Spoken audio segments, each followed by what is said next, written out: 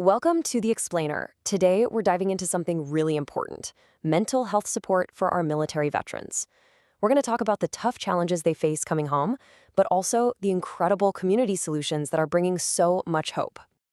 Just listen to this from Jody, a U.S. Marine Corps veteran. That quote really hits you, right?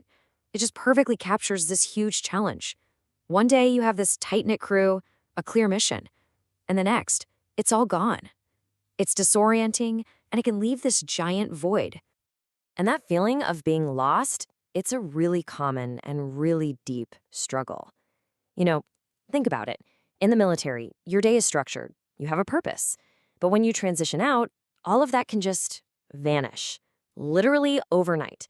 And suddenly you're trying to figure out this whole new world, a lot of times completely on your own. Okay, so you have this personal struggle, but then it gets compounded. The system that's supposed to help, well, for many, it feels less like a support network and more like a total obstacle course. So what does that look like in practice? Well, you hear these stories all the time. Vets get stuck in this endless loop of confusion and red tape. First, you don't even know where to start. Then, you're bounced from one agency to the next. And the worst part? Every single time you have to retell your story, reliving your trauma over and over and over again. It's just exhausting. And all of that can just make you feel completely disrespected, like the system doesn't get it, or worse, doesn't care.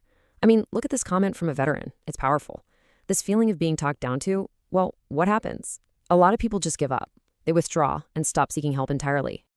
But here's where the story starts to change, because where the official system can sometimes fall short, communities are stepping up.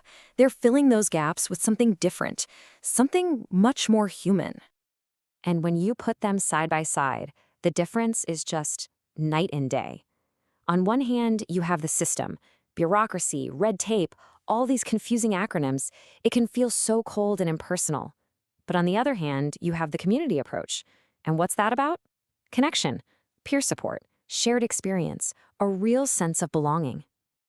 So what we're seeing is this amazing, diverse world of nonprofits and charities popping up. And you know what's so cool about it? A lot of them are actually led by veterans themselves.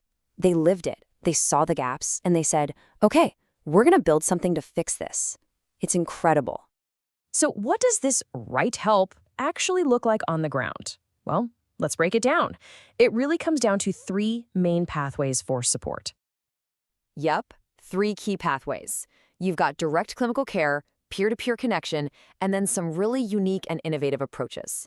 Each one tackles the problem from a different angle, and they're all super important.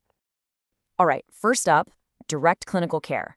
This is exactly what it sounds like. We're talking about professional, evidence-based mental health treatment. But here's the key part.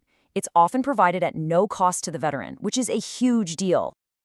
And check this out. We're talking about some heavy hitters here. You've got the Wounded Warrior Project, Headstrong, the Cohen Veterans Network. They're offering everything from intensive PTSD treatment to free trauma-focused therapy. And see those ratings? These aren't just random groups. These are highly rated, transparent organizations you can trust. Okay, pathway number 2 is peer-to-peer support. This is huge. It's all about connecting veterans with other vets. Why? Because sometimes the absolute best person to talk to is someone who just gets it. No explanation needed. That shared experience is an incredibly powerful tool for healing. And a perfect example of this is the vet-to-vet model. Take the National Veterans Foundation's Lifeline for Vets. It's a hotline staffed by trained veteran counselors. Just think about that. If you're a vet in crisis, you can pick up the phone and talk to someone who has walked in your shoes. It's a game changer, and it works. They've answered over 500,000 calls.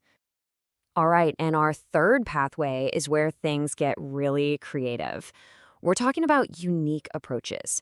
Programs that go way beyond traditional therapy to help vets heal and build confidence in some pretty amazing ways. For example, have you heard of Canines for Warriors? It's an incredible organization that has matched more than 700 service dogs with veterans dealing with things like PTSD. And if you want to know the impact, just look at this number.